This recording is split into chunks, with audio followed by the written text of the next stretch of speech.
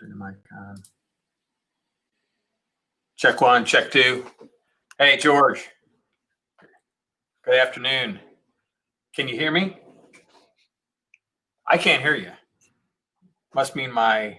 We can hear you, Bill. We just need Oh, George. I heard you.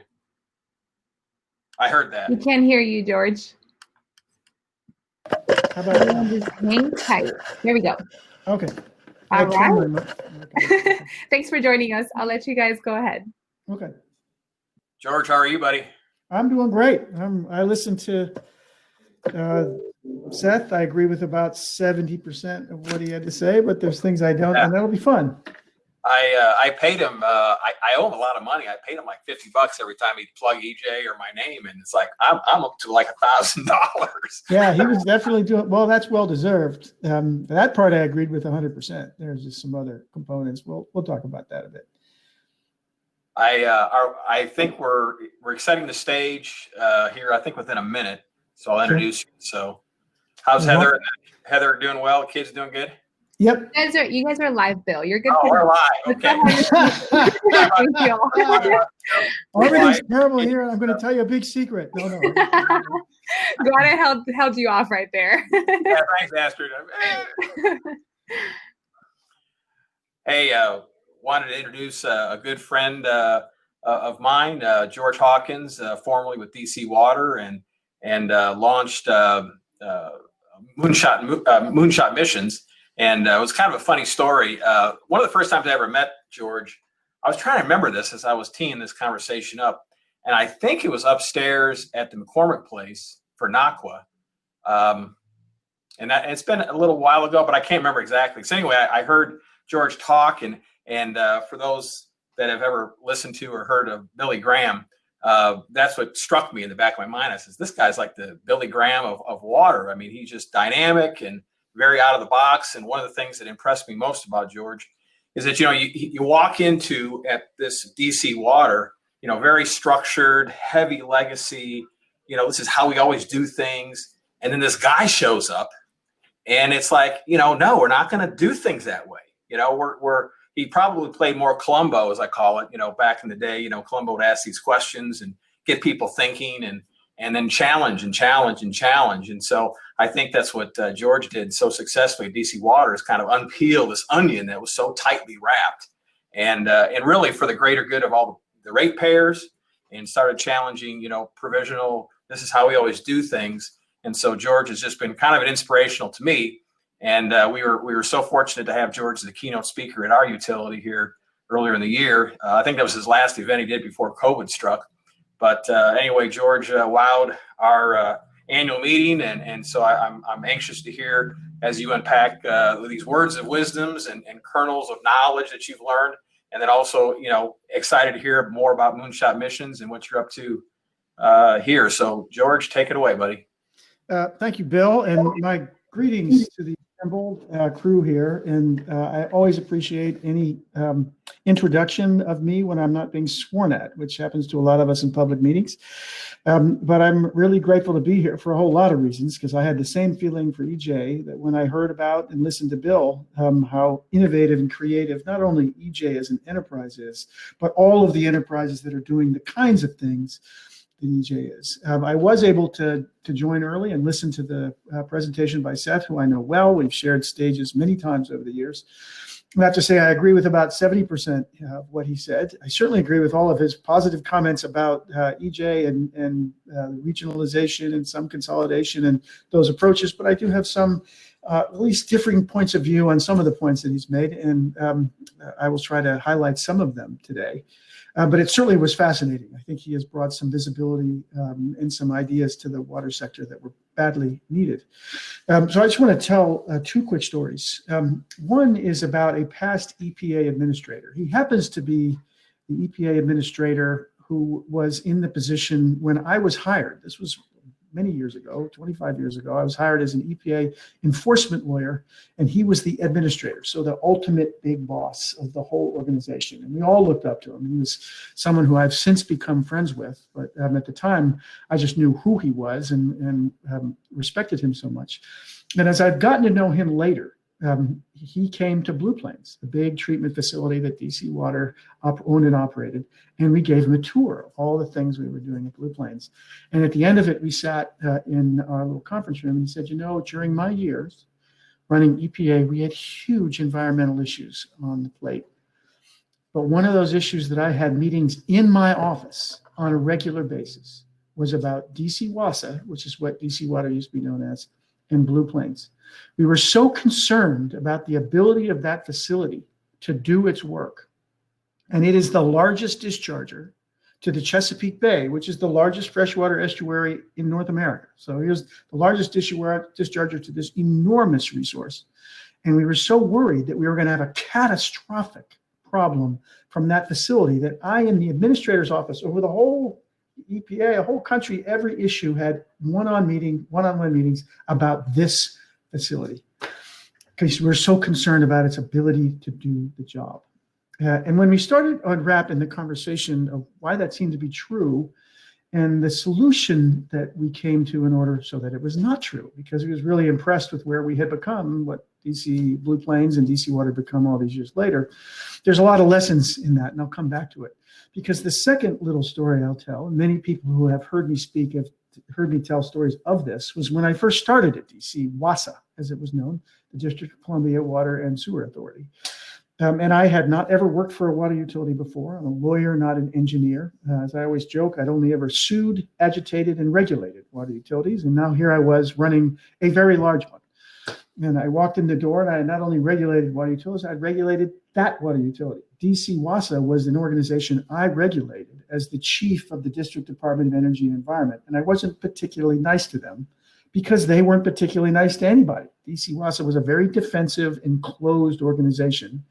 My very first meeting with them, all these folks with dark suits came in with lawyers. I couldn't have a conversation with the utility at all unless it was in that sort of adversarial context, which I know how to do. I used to be an enforcement lawyer. I just wanted to get to know them. And it was very, very hard. But just as I'd started in the job, there was a water main break. And I usually tell this very funny story about how it happened during snowpocalypse in DC, where there's 3 feet of snow on the ground and DC runs to a halt when there's a half an inch. And here there's 3 feet, and pushing my door open so I can even get out to the street. And we plowed our way across town to get to this water main break at 21st in New Hampshire. I literally remember this like it was yesterday. And I didn't know it was my first water main break. I really didn't know what happens when there's a water main. And we drove up, and I was in the general foreman's truck, and he would roll down the windows. An old truck. So we had the old rolling down the window, and employees would come up to the window, and he took this big book out, and he was leafing through the pages, and it had coffee stains and blood stains and paper tears and yellow stickies and handwritten notes. And it turns out each page was like the old kind of map that we used before we had cell phones, where each page was a little segment of the county or the state. You could go page to page to figure out in detail where you were going. And on this was each page had a few streets of the city, and it indicated where there were valves and there were storm drains and where the water mains were and the sewer lines and the connections, so that when you were repairing it, you had a sense of what was hidden under the ground. Well, as it turned out, this old book that was quite old, I have no idea when it was printed, neither did the general foreman in the front seat, he'd been using it as long as he could remember, was so out of date, they couldn't get the water off for this water main break because there had been valves put in for new development in Washington since the book was printed.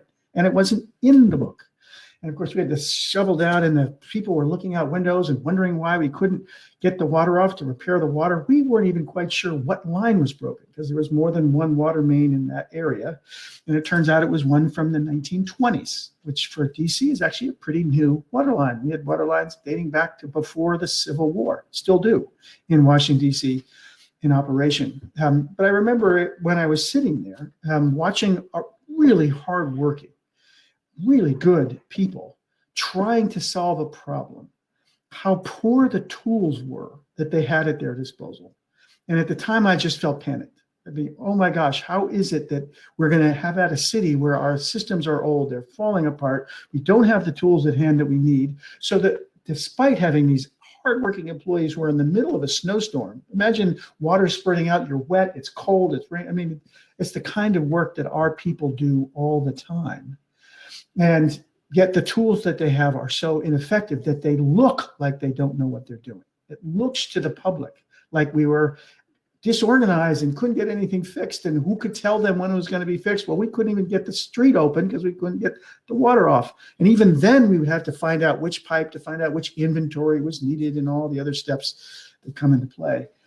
And I really was panicked when I started in your industry. I know the people on this call are almost all in the water industry already, and God bless you.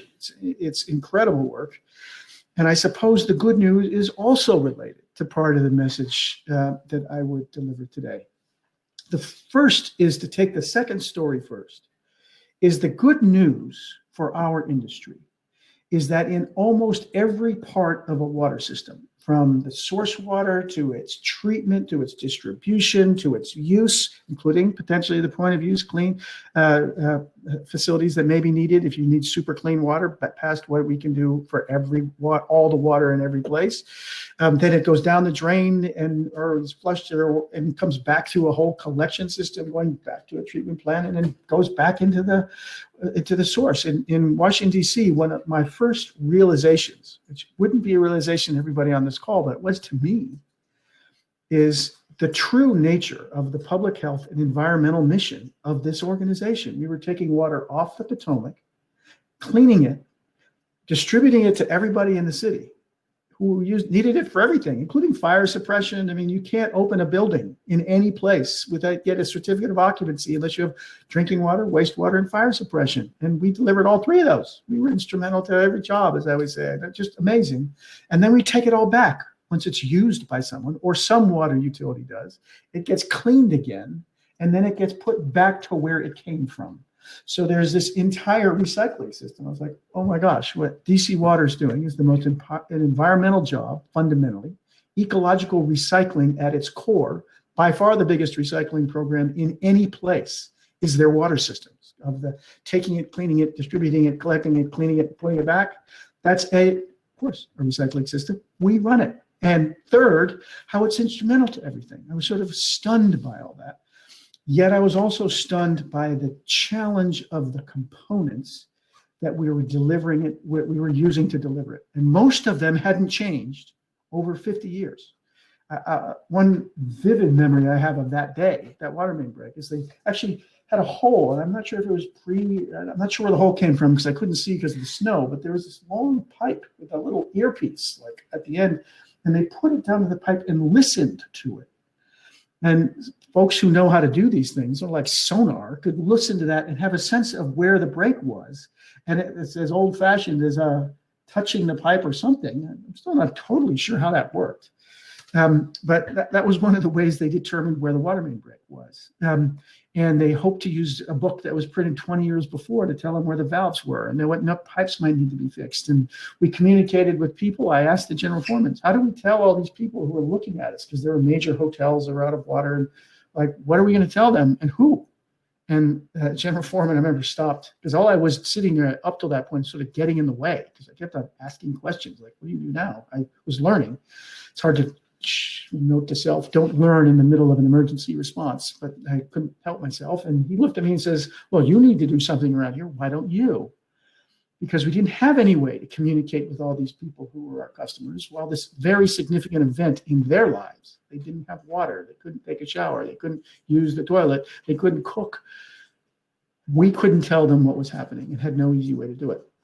The good news, there is good news here, and this is why the panic that I felt in 2009 turned into an 8-year run at DC Water, which was wonderful and fascinating. It's a career highlight for me without a doubt, is that there are aspects and new technologies, even some tried and true technologies, for almost every single element of our system that makes it better, faster, and cheaper than what it was before. Better, faster, and cheaper. It's sort of an amazing triumvirate. Better means better performance, better environmental performance, cleaner water at the tap, cleaner water at the end of the treatment facility.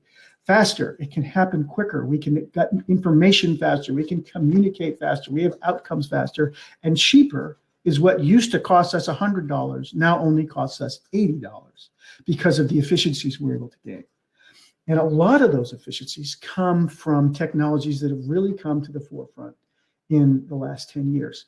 So in Washington, D.C., if you have a water main break today, and of course they still happen, it's an old system and it's hard to catch up all at once, even though we've been regularly investing in those old pipes every year since before I started, but we ramped it up. We probably quadrupled the amount of funds we were putting into drinking water and wastewater, the systems delivering it.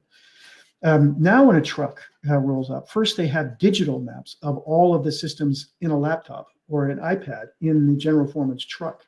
And anytime new plans come in or new projects come in, they're put in immediately.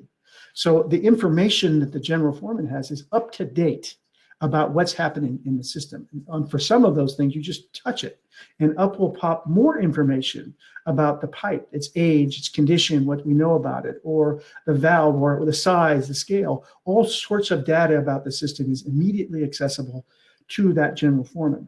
Often they're able to load on the truck the inventory that will be needed because of that system. They know what is likely to be needed at a site before they even get there.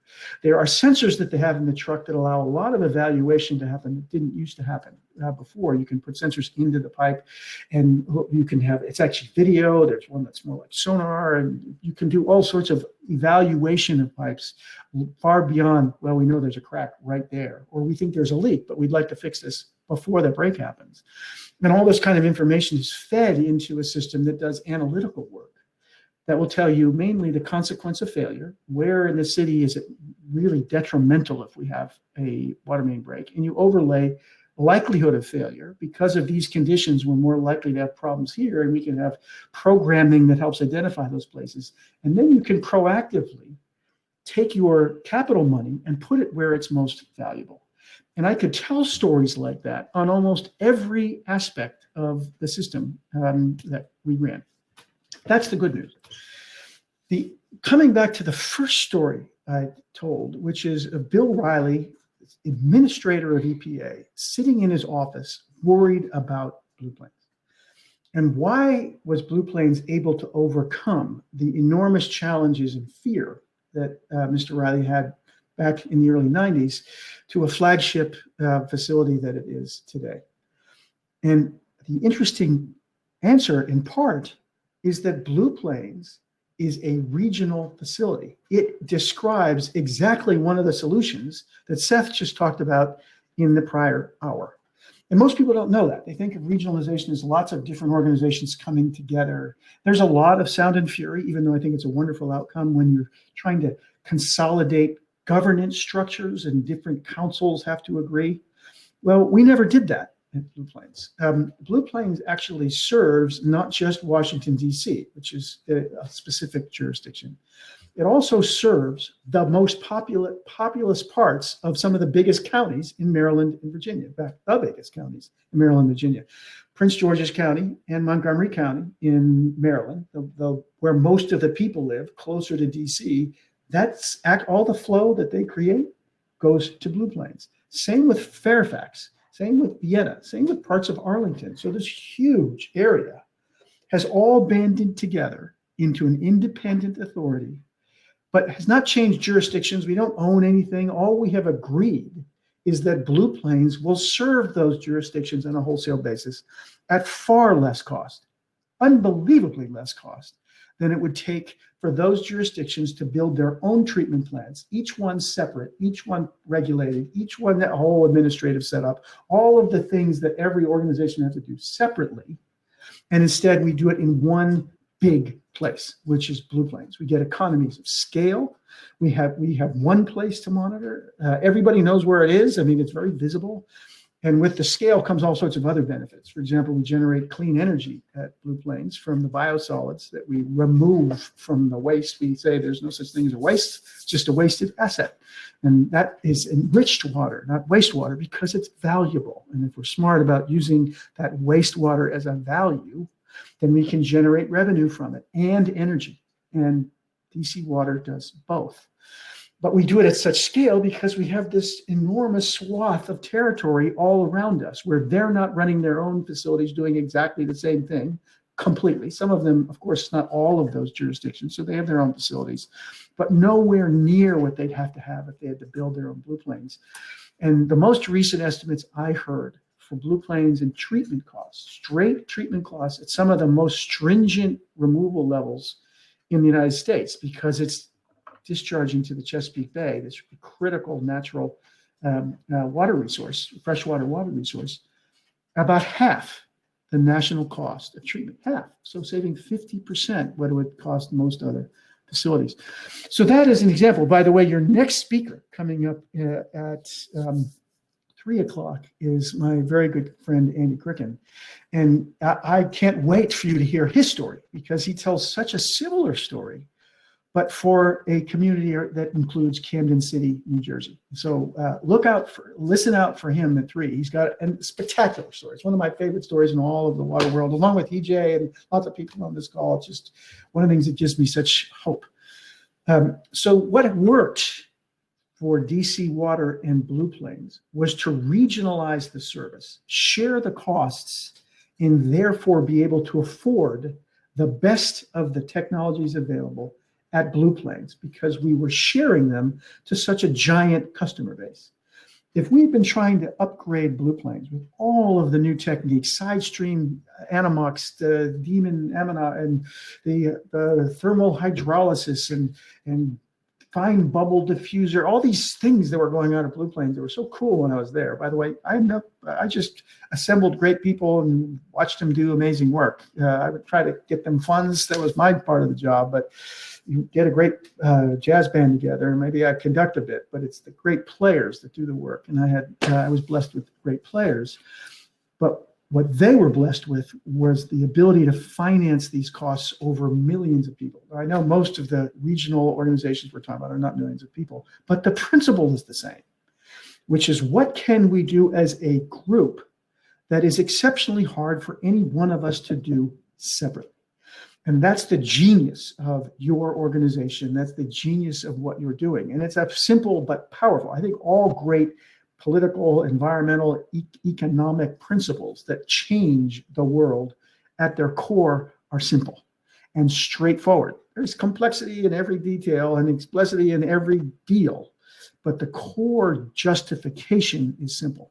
And in my judgment, the core justification for what you're doing with ARWO is really powerful, which is we can do together far better, faster, and cheaper than we can do separately. And I will add one other component. This is so the little bit of the DC Water regional, that's the same principle. All these new technologies and how those two relate to each other. And one other component, and I'm not intrinsically opposed to privatization of water. It can be the right answer in certain cases.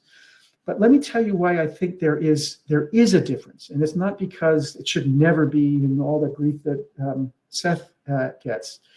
It's, in some cases, it may well be that the only way to scale and get this larger customer base where you could share services so you can bring in the best technologies, maybe private companies are the only alternative. But there's no reason it needs to be that.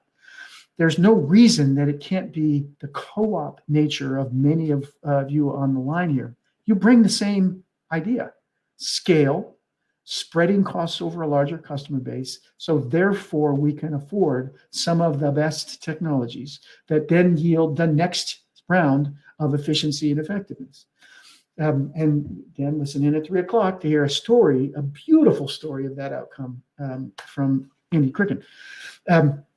So the reason that I think there is a difference between private and public is that the one thing that I loved about DC Water and that I love about EJ and so many of the enterprises on this call, in this program, is that when you save money and you generate net revenue, so now because we've saved money, we're spending less money than we were before, which means we have money that's left over. Or in addition, we can either return it directly to our members in the co-op, or we reinvest it in our system. We don't have to pay shareholders.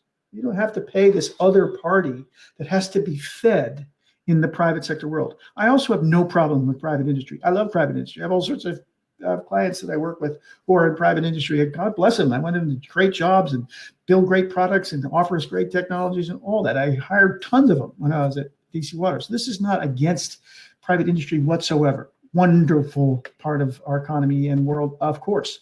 Solutions galore.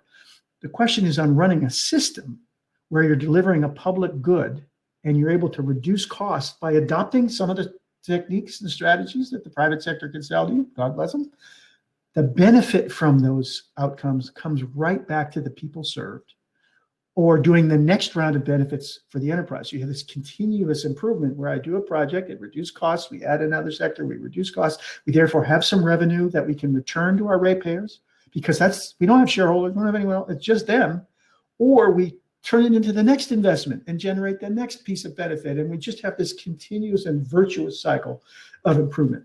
And that is easier when you don't have to have the pressure of paying a shareholder in addition to all that.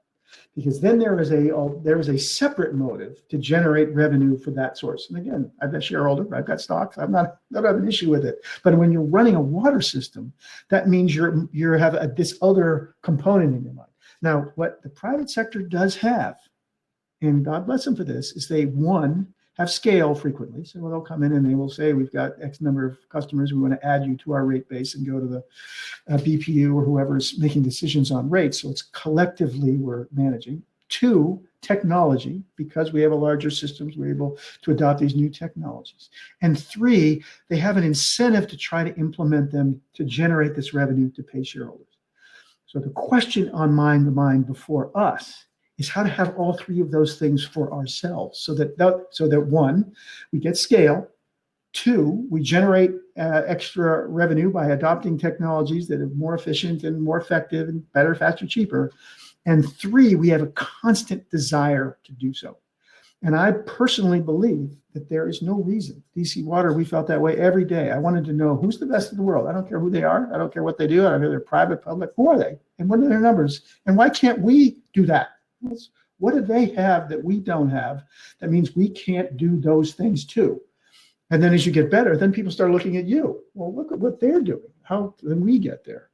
And then you have this righteous sense of, it's not competition in a bad way. It's like, let's all try to one-up each other, as we're always trying to deliver better and faster and cheaper for our customers and solving problems and all the rest. So to come to the point, and I want to make sure I leave plenty of time for questions, but I think we're at a beautiful time in the water industry, despite all of the challenges, because the technologies exist, the models exist, and it's our time. It's our time to present those models to the people we serve in the most desirable way possible in order to have these solutions become more broadly accepted. There is one other comment I'll make that is not directly on this, but I'm challenged by questions that make it sound like Seth will say, when he was saying in a critical way, well, is the water safe? And wants a yes or no answer. And when you're ever in the job, I consider DC Water a public health institution. I wanted to tell people who I talk to all the time, face to face, in their homes, in rec centers and schools. I was right with the people we serve. Can I tell you, I am sure that the water is safe. I'm not sure anybody can say that these days, because of the changing nature of what that means. There are some people who don't consider water safe unless there's no contaminants at any level. Then it becomes a probability question. Is there any carcinogens? Well, what if there's 1 in a trillion? Is that a level of carcinogen that generates a risk? And those are exceptionally difficult answers to give, for anyone, public, private, or anyone else, to give with certainty. So when you ask that question and seem challenged by the answer, to me, it's a giveaway line. It's too easy to say. Yet when you think about it any length, you can't ever say with absolute certainty that something's safe. If you clean it too much, I'm told, and you take out certain levels of minerals, it actually is dangerous if it's too clean. There's all sorts of new contaminants that we're just learning. Are they dangerous or are they not? What's the level they become dangerous? Is there a level below which they aren't dangerous? And if I can't answer those questions, how can I, with a straight face, answer the question with a yes or no? I would always say, the water we are delivering is as safe as currently required by law. And in any case where we found something that we think needs to be done, we'll do it. We'll do it within reason, because you're the ones who are going to have to pay for that solution, and I'll present the case to you. I used to do that regularly in all our rate hearings. If there's something we need to do, and regulatory requirements to me are a floor, not a ceiling. They create the bottom of what you need to do, and the question is, what else do you need to do in order to deliver a safe product, but can I ever guarantee, or anyone, private, public, water bottle or otherwise, guarantee, maybe if it's ultra purified and you specialize in really expensive, maybe then, maybe at tap, maybe that's a good solution in some cases where you want that kind of solution, but it's a really difficult, in truth, question to answer, and it's a little too easy to criticize people who have a hard time answering a yes or no because of the complexities of the matter. But let's divert back to the task at hand, which is this wonderful moment we've got, and the models that you all present. So what am I doing with Moonshot Missions, and how does that relate to what you're doing? Because there's very much a synergy between the two. At Moonshot, the reason I left DC Water was not because I didn't love my team. I had this great jazz band, and we were playing some great tunes. But the reason I left is because my conviction is that when I spoke around in many places around the country, sometimes around the world, I would have folks come to me and say, that's a good, interesting story, but it doesn't relate to where we are. We're not going to start with a multi-million-dollar thermal hydrolysis program. How do we get on this path? How do we start? Where is the entry point? And that really got me to thinking that what I was doing was unfair.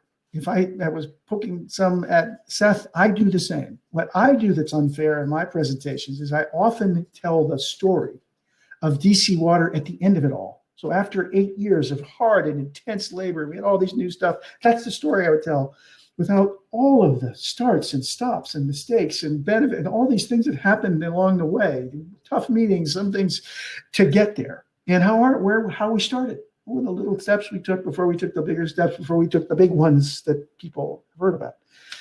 And that's why I stepped down to start Moonshot Missions. It's a nonprofit. The whole notion is, how can we identify these technologies that are broadly applicable? Water systems aren't that different anywhere in the world. There's pump stations, there's treatment plants, there's collection systems, there's primary tanks. Usually there's secondary tanks. I mean, what are the things that are almost always true? And how do we optimize those in a common way that make it easy to replicate, easy to implement, so that the costs of implementation are low and the benefits are speedy? And that might be a new technology to your utility, or I'm not talking about anyone on this call, but to someone's utility, even if it's not a new technology in the rest of the world. I think programs that focus on only new technologies are missing the point. It's not whether it's new totally, it's whether it's new to that utility. And in fact, there's some benefit to being, yeah, it's new to your utility. You've never done pipe assessments before, but guess what? There's 3,000 utilities that have. So we have case studies, we know how it works, we can put a budget together that's very certain, and we can help you implement with something we know works. And we all want that. We want water systems that work. That's a new technology to that utility and newer to our whole system. And the question was how to help implement those. And that's what Moonshot is doing. Now you combine bringing utilities together with quick and replicable plans about how to adopt the technologies that reduce costs. And to me, there's something potentially very magical at hand, and something that we can offer to the people who deserve clean water at the tap, no matter their zip code. It's one of our favorite phrases at Moonshot Missions. Everybody should have clean water to the extent we can know it. And that means delivering it, particularly in places that are struggling. What do I think is up to us? And then I will bring Bill back and we can have a conversation. What I think is up to us is making our own luck, is the phrase that pops into my head. Yes, it might well be. In fact, I very much hope, as many of us do, that a current administration was pretty interested in this. This was not this kind of outcome, better, faster, cheaper. That's pretty blue and red. And I'm very much like, I'm also very much in the middle of things. I consider myself, was it purple? I'm pragmatic. We in the utility world are often pragmatic. You got to compromise, make this work, you serve everybody. You don't get to choose who you serve, and ideology doesn't go very far when you're building things and have costs and all the rest. But the question is, how do we present our case in a way that's compelling to any administration so that they would say, that's the best dollar we can spend? What we want to put together, and I would hope one of the things that is happening with the ARWO, bless you for what you're doing, is developing crystal clear stories with numbers and performance outcomes that tell the story of what you are building. Because it's a great story to tell, but let's have the numbers. How much is it cost? How much have we saved? What can we do relative to a unit running by itself on its own? God bless the people who do that. We're doing some work with some tribal lands out west, and there's one that has a service area the size of Rhode Island. Size of Delaware, and they have one potable water source. And that's it. And everybody has to try. The tribal communities have to travel so far that instead they are using agricultural water sources that are untreated and happen to be laced, in many cases, with uranium and arsenic at levels we all know is not safe. That is unacceptable. And the question is, how can we deploy these packages of technologies and band these groups together to gain economies of scale and the technology adoption that's at hand? And how do we write in a compelling fashion that a Republican or a Democrat or an independent or anybody at any level of government could say, if we invest X amount of dollars in this, it actually pays more than that back, because we're going to have a system that permanently runs cheaper. And as it begins to engage other systems, whether in a full regionalization and consolidation, or we're going to consolidate in certain services like Seth was talking about. So we all join together to run a pipe assessment program, and we jointly buy the technology and all of us use it. So we don't all have to buy it ourselves. And we have to hire one technical expert who we sort of like a traveling salesman, goes from place to place to do that work. So we're sharing on something, all getting cutting edge technology, but none of us had to pay the price. How to present that case, that then with the pipe assessment technology, we have less water main breaks, less water loss, less disruption, less businesses closing down while the water isn't delivered, all of the benefits that come, so that on a straight financial basis, any of our stakeholders will say, that is the best investment we can possibly make. Let's do it.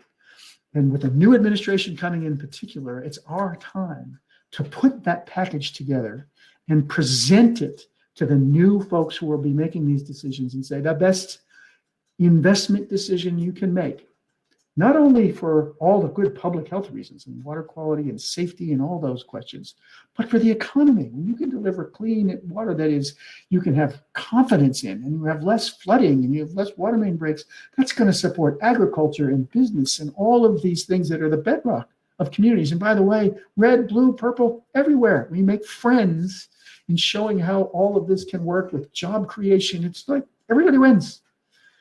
And the bottom line then for us is to make sure we tell that story. So I think one of the things that you're doing at this conference, one of the things that I've seen, one of the things I love about EJ Water and all of the organizations that are part of ARWO, is that you're building the story, you're living the stories. And it's often hard when you're living the stories because you're doing things, you're delivering service. I feel it. I remember when I was at DC Water every day working hard, it was always the water was at your lower lip because there's so much work to be done.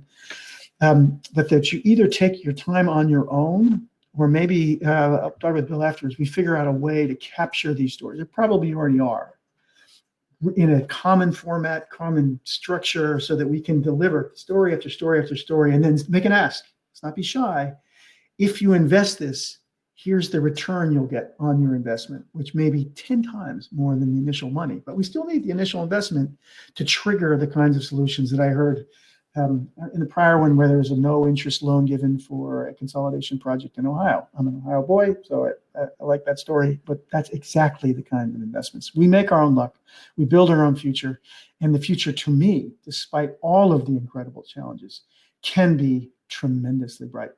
So I'm grateful, Bill and Astrid and the whole team who invited me to come join you today. And Bill, I don't know if you want to come back. I know maybe you have some questions from the crew or questions from you, or however I can be of service, but I'm glad to be here, and it's been a delight so far. Let's see how we go. Great job, George. Appreciate all the stories, and just the amazing thing of having you in the industry for the last, 10, 15 years. You're just a wealth of information, and of course your energy is intoxicating, as they say. And what's cool about listening to you is just it provides thought. Like you said earlier, day to day, you're kind of in the middle of all this, and I wrote down a couple things. just, tell your story. And, we've heard that from heck, I remember taking a college class in marketing, just tell your story, and how often do we don't tell our story. So I do appreciate you, getting us back to basics. And so we're looking here at questions. I guess a couple things, and I'm not, unless I see something right off the bat, and I don't. Let's talk about, like, what do you see in the next 5-10 years? You do a lot of work with some of your clients. I don't want to, maybe say who they are unless you do. But you kind of have your, I call it your head under the hood, so to speak, in a lot of different areas. And you're seeing things, and I guess that's one of the things I'm looking at is, what does that look like in the next, say, 5-10 years? In terms of, you've used the word tech jump forward as an example, and that was something that kind of stuck in my mind a year or so ago. And as you see things, I am a big proponent on technology, as but I'm curious, what you see, and kind of unpack that for us.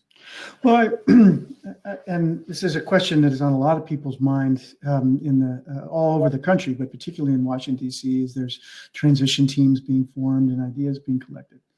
And I'll tell you what I'm really excited about, not nervous, but I know we'll need to be attentive, which is there's a strong sense that there are, as Seth has outlined in his book, that there are some protections that are needed that are not in place. And those protections are going to cost money, and those are tough decisions. And I agree with that. I'm not going to go into bashing in one administration or the other, but I think there are protections we need from an environmental agency going forth. I think what the opportunity is today, and I used to be an EPA official, and by the way, I was hired back in 1992 to bring economic efficiencies to environmental protection. That was my original job when I came into EPA. And it was not easy to figure out ways to be economically efficient and to be environmentally protective in the same place.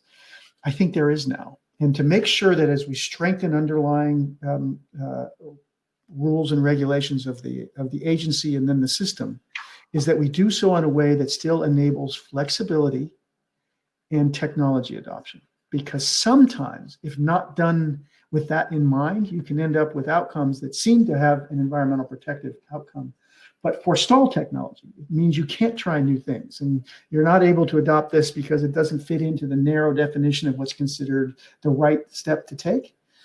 And I'm very interested to make sure that it is a leap forward. And this is not the right analogy, but it may be the right principle. I'm always impressed when I've read the stories about the adoption of cell phones in the developing world. That there was, before cell phones came along, a huge part of modernizing a country or a place was telephones, how to communicate from one community to another and from one place to another. And it's hard to build cell towers. I mean, not cell towers, all the telephone poles and then all the wires and then keeping it maintained. That's hard for United States, let alone anywhere else. And what happened in all these places, I remember I was fortunate and blessed to go on a safari in Kenya, and we were with a Maasai tribe, and they truly were living in these essentially mud huts, and they all had cell phones. Everybody, they would wear their carbs. They were living a very traditional life, except they all had cell phones. They had leapfrogged all the way forward to a technology that not only delivered communication, but communication at a level that was better than anyone would have ever had with a telephone pole and a wire. Huh. And what the question to me, and this is sort of an interesting question going forward for us in the industry, is what are our cell phone packages on key issues that affect the water industry?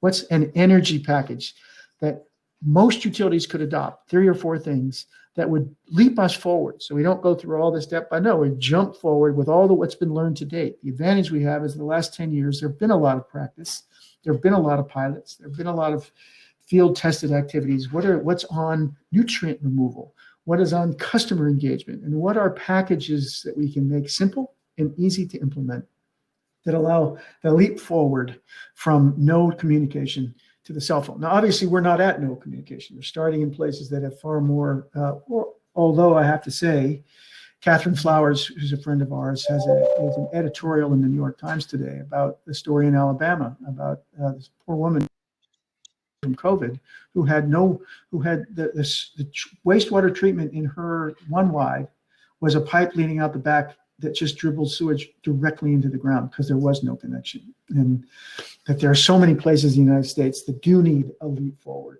and not just incremental. And I think we can deliver it. And the question is how to put those packages together, come up with a financing scheme that in part pays itself back so that there is a funding route that is not just money going out. No, as we figure out a way to do this cheaper, we return money to that same fund and then fund the next project. Fund, right? Yeah, just like the revolving funds, but with that goal in mind. Yeah. Let's have a piece of it that is fixated. I'll tell you another story, Bill. Moonshot is work. There's a couple things I wanted to get onto. A few questions stacked up in Q&A, and I apologize. I was on chat and I'm in the wrong area, but I wanted to cover these because we've only got a few minutes left. What kind of technologies are you implementing at utilities under Moonshot Mission, and kind of what is the typical size that you're looking with or working with? Be glad anyone on the line who's interested in what we do, moonshotmissions.org. You can hop on our website. I'm George at Moonshot Missions. Andy, who you'll hear in a minute, he's Andy at we're all the same first name at Moonshot Missions. We have worked with utilities that have been small, meaning 10 to 15,000 in population, to whole territories. So it's every size. I would say the most common kinds of projects that we're finding is energy.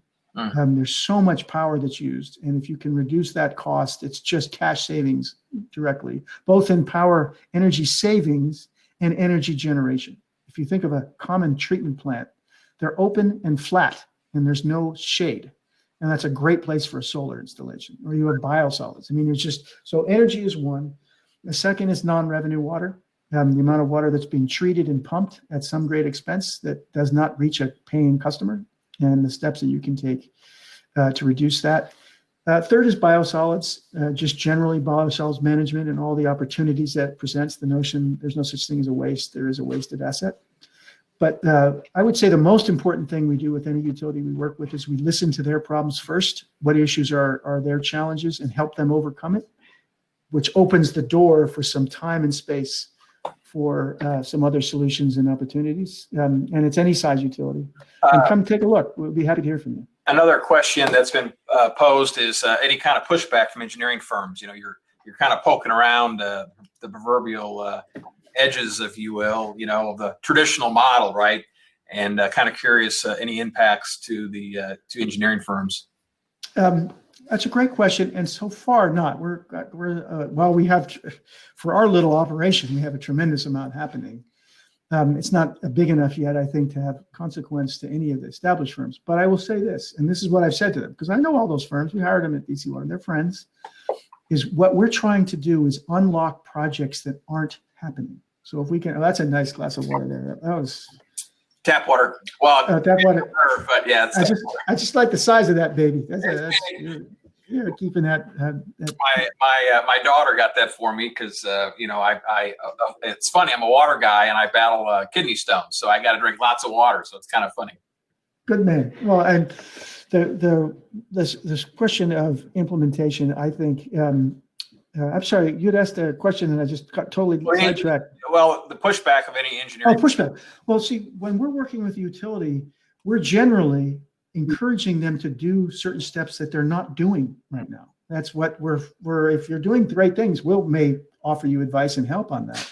But we're really here to help you overcome and do things that you're not doing. Yeah. And that means we're creating more work, not less. And when it comes to hardcore engineering or building things, we don't do that. We're an advisor to the management and C-suite of the agency, giving our best advice. We have no ulterior motives. We'll just give you our best. It's David St. Pierre, who ran Chicago. It's Andy Cricken. It's Henderson Brown. He's this group cadre of very experienced water people. And our only objective is to give as best advice we can. And we're not trying to actually design and build things. So I actually think if we do our job, engineering firms are going to love us because we'll create projects that have a reason to happen. Another question is, articulating maybe your vision between, it's an alignment between regionalization efforts and the opportunity, for regionalization, and then this whole idea of, testing that and scaling new tech. If you can kind of talk into that a little bit. I'm a big believer in all of those things. the deal we negotiate every many years that came during my time at DC Water to do the regional management of Blue Plains, that was an agreement that took 10 years. It's hard work to allocate costs appropriately and accurately but those of course are very large jurisdictions with millions of people. But I bet the issues are very similar if it's between 10,000s of people, because it's still people allocating costs on something that they have to have and they care about. But what we found is that technology actually not only was an outcome of those regional efforts, it was a supporter. The more the people involved in our negotiations could trust the information that was being used to establish the arrangement, which was based on technology and measurement and meters and all the rest, the more they were willing to make the deal. We're not estimating, we know here it's going to be this amount. And actually, given the hundreds and hundreds of millions of dollars that was on the table, we never had conflict over the allocation once we agreed on how we were going to measure and the technology we're going to use. So not only was technology an outcome of the presentation of these regional efforts, it also supports them by setting a playing field of accurate information that nobody owns. Technology produces it. We can all look at it. We all agree what it is, and then let's make a decision that's not emotional. It's on the numbers, and I think both of those are important. Good. I got one final question. Sure. The question is visualizing these technologies, and the idea is, of course, a lot of people can't do the whole thing. So this idea of phasing it in based on need and how would that potentially work? And I guess also talking to maybe some of your experience, what you see both works and what didn't work so well. Bless you for that question, whoever asked, because I love it. And that is an enormously important message. My view of this, and I won't start in too long because I would spend another hour, is that when I'm seeking to encourage change, my recommendation is always pick a small project that benefits your people first. Because this is a change at DC Water was not something I was doing to DC Water. We were doing it, and most of the ideas were coming from the folks who worked there. So we were together, and they saw their jobs improving as then the service to everybody else. Right. So pick one you can win, that has some measurable outcomes and that benefit your own staff, and then you get the encouragement of, I want my job. And then we had all these ideas coming at us. Right. Because it was for our benefit. And I do think you start small. Let's prove what we can do. So let's get that first project, and then you slowly build to it. It was 7 years in that we spent $500 million on thermal hydrolysis. I would have been laughed out of the room had I started that early on. Yeah, we slowly built up. And what you're, and one thing that you haven't hit this word, but it's coming to me every time you say this. It's like this risk management, this fear that everybody has, and that's what you're kind of talking about, is how hard is it when you have a legacy program or legacy system that, people might have made bad mistakes and then there's been criticism or whatever, but you have to almost generate a path forward so people can see, hey, look, we can make a good decision. We can execute it. It feels good. We get good feedback. Let's do it again. It's almost like you're developing this confidence, right? But this is what we're talking about. You're exactly right. And that's what I found. DC WASA was insular, did not like trying new things, didn't like anyone from the outside. And it wasn't because I changed people. It's because they realized this is good for me and it works. And let's try the next one. And we're careful. We don't just willy-nilly do things. We're thoughtful about it. But I met all the employees regularly. I said, be careful if you have a good idea, because we just might do it. And then we'll do the next one, and then we'll put you up in lights because you thought of it. And you should be in lights. And look, our customers should see that from us. And what I think you're doing at ARWO is exactly that. You are building the models that are the future, or an important part of the future. Let's put our story out there, and I'm right with you, and I'll do everything I can to advance the causes of your enterprise. And God bless you all. It's been really great to see you. George, thank you for the talk, and you guys take care. Stay safe, okay?